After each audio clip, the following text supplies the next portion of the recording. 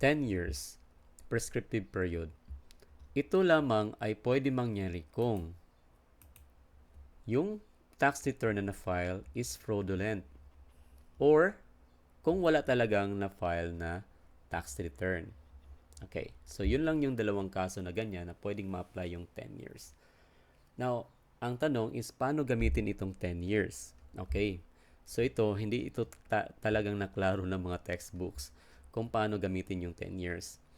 Ngayon, accordingly, yung paggamit ng 10 years, the BIR has two options. Una, pag once na-discover nila yung tax return na file is fraud or na-discover nila na wala talagang tax return na file, pwede silang mag-conduct ng collection or mag-serve ng collection immediately.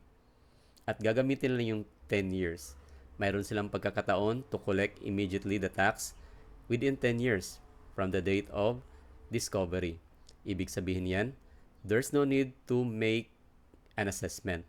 Pwede na diretso. Gagawin nila yon doon sa korte. They will present their evidence that will justify their ground na there is a fraud or ground na wala talagang filing of the tax return. So that's the first option. Second option, ganun pa rin, mayroon silang 10 years. Pero sa pagkakataong ito, pwede silang mag-assess muna bago kokolekta. So, kung gagamitin nila yung 10 years to make an assessment, again mayroon din silang 10 years a chance to make an assessment from the date of discovery. So, ganun pa rin. Kung ganun yon, then, after magkaroon sila ng assessment, pwede na silang mag-proceed doon sa 5 years. Pag once na final executory na yon, mayroon na naman silang additional 5 years to make an assessment. So, sa ganitong pagkakataon, 15 years lahat ang meron sila. Yung option A na immediate collection, 10 years within the tax But anyway, pag once na nakapag file sila ng kaso to collect the tax, ibig sabihin yan, automatic yung 10 years is suspended. Okay?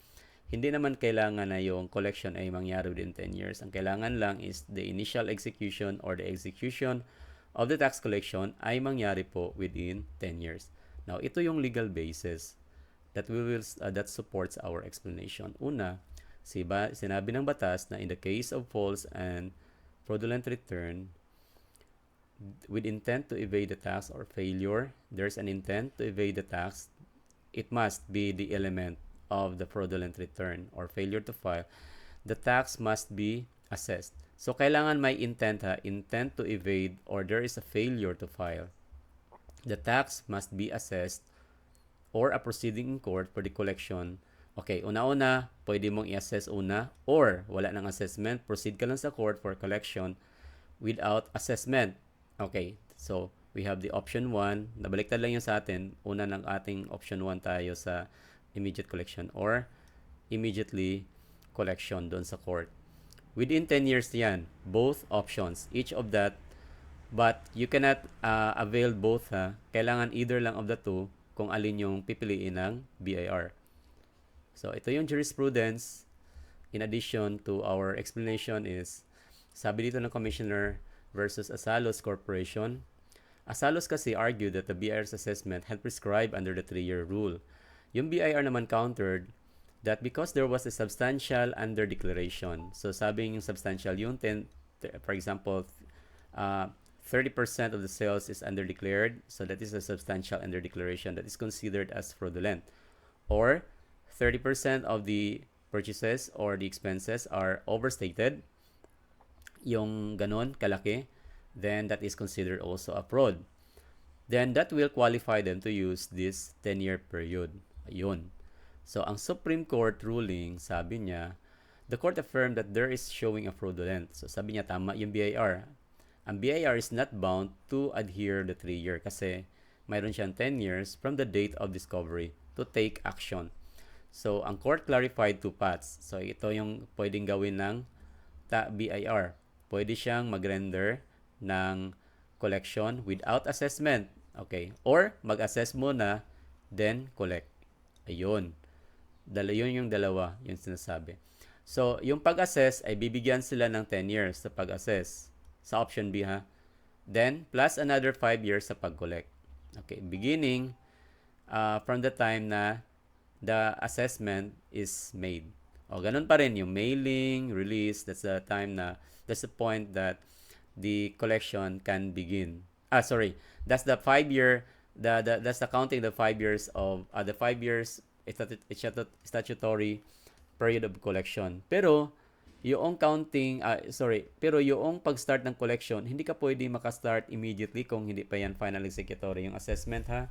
So, in other words, mayroon pang mga pwedeng mangyari na mga notice and hearing na gagawin na pwede pang mag-reply ng taxpayer kung gagawa ng assessment muna yung BIR. Okay. There's another case dito sa CR versus Estate of Benigno Toda. Sabi dito, the court ruled that the 10-year period applied to fraud. Kailangan daw intentional. Hindi just mere na mayroon talagang fraud, automatic 30%, ang ganyan. Kailangan may proof doon na that is intentional, consisting of deception and misrepresentation of material facts. If the BIR proves they are entitled to the 10-year window from the date of discovery. So, ganyan ha. Kailangan yung element of intention.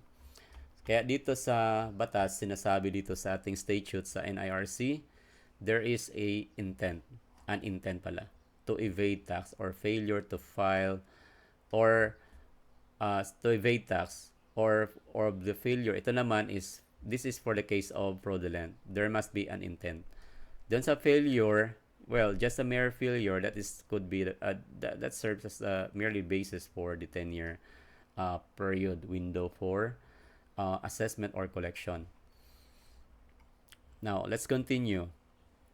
Ito naman is, ito yung mga grounds of suspension of tax statutory period of limitation. Una,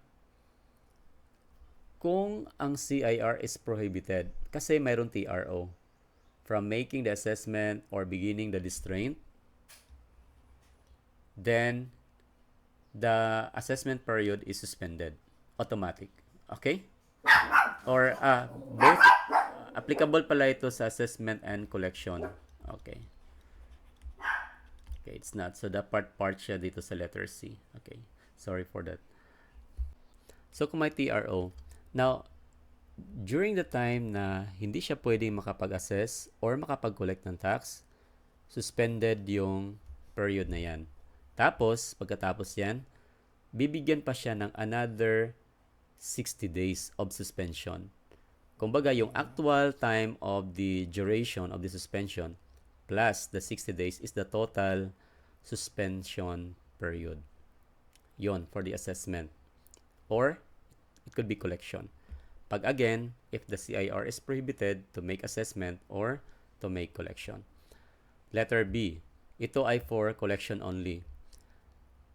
Now, sabi natin na once that na yung assessment ay na-mail na, the counting of the collection statutory period of limitation starts. Okay? Ngayon, kung nag-reply yung taxpayer on that fund, nag-reply siya, tapos ang kanyang reply is nag-reply siya for reinvestigation, which is granted.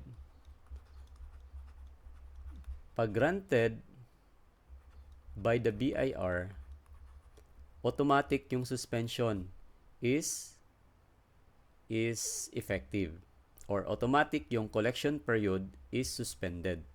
Again, the basis of that, number 1, yung taxpayer ay nag-reply ng protest against the fund in the form of reinvestigation. Second, yung reinvestigation was granted by the BIR. Kasi pwede kasi yung reinvestigation is not granted. Okay? Might be lack of support, there's a violation, hindi nag-follow ng forms, there's the basis of their investigation. So once na granted by the BIR, the collection period is suspended. Okay, take note of that. So the date of the suspension when it comes to the investigation of the tax case is not the date of the request of investigation, but the date when the BIR granted the reinvestigation request by the taxpayer. Okay. Ikatlo, when the warrant or restraint is duly served, tapos no property was located, yun, suspended agad. Halimbawa, nag-serve. Kung kailan niya na-serve yun, that's the date that they discovered na walang property doon na locate. So, walang makikita.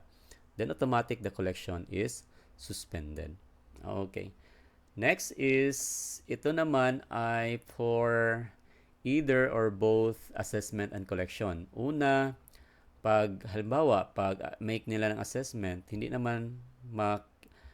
mahagilap yung taxpayer. Nung nagkolekta sila, hindi din nila nahagilap yung taxpayer. So, automatic in which stage of that, either in the assessment stage or collection stage, masuspend yung running of the statute. So, kung assessment yan, yung 3-year na period of the assessment, masuspend agad. Kung collection period yan, yung 5-year na period, masuspend agad. Ikalima is yung taxpayer is out of the country. O, wala dito. Yun, suspend agad. Again, either assessment stage or the collection stage. Then, now we are going to ask, bakit siya lang yung may assessment, may 60 days na grace period? So, sabi dito, the reason kasi is that kung sa TRO kasi is an external legal blocking. Kumbaga, iba ang nagbigay ng decision yan, yung court. Okay? So, ngayon, pag ganyan ang mangyari daw, it needs a lead time para i-organize na naman yung case. Halimbawa, if yung proceeding to the collection is granted or the proceeding to the assessment is granted. Kasi kailangan pa na mag-reassign ng revenue officer at saka i-finalize pa yung mailing of notices. So that's why they need 60 days. Okay? Of the suspension. So malaki yung time, malaki-laki ng time ng BIR. Okay? Now, in other cases, like reinvestigation, the BIR already actively working on the file. Okay, nandun na sila. So kaya hindi na siya bibigyan ng another lead time kasi that's according to the law na it's not necessary to have that. So that's why wala siyang 60 days. Kaya ginaklaro lang dito sa batas. Sabi dito, kung titingnan natin, saan ba 'yon? Mayroon 'yon dito eh. Hindi pala, hindi makikita na that will support that statement. Okay. Una is, okay, ito yon. Una, the running of statute of limitations or making the assessment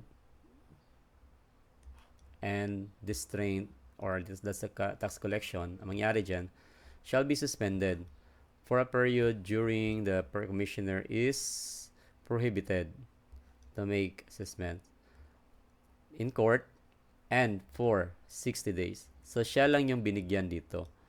Ito yung una. Ang ikalawa naman, when the taxpayer requests for investigation, pero wala nang nilagay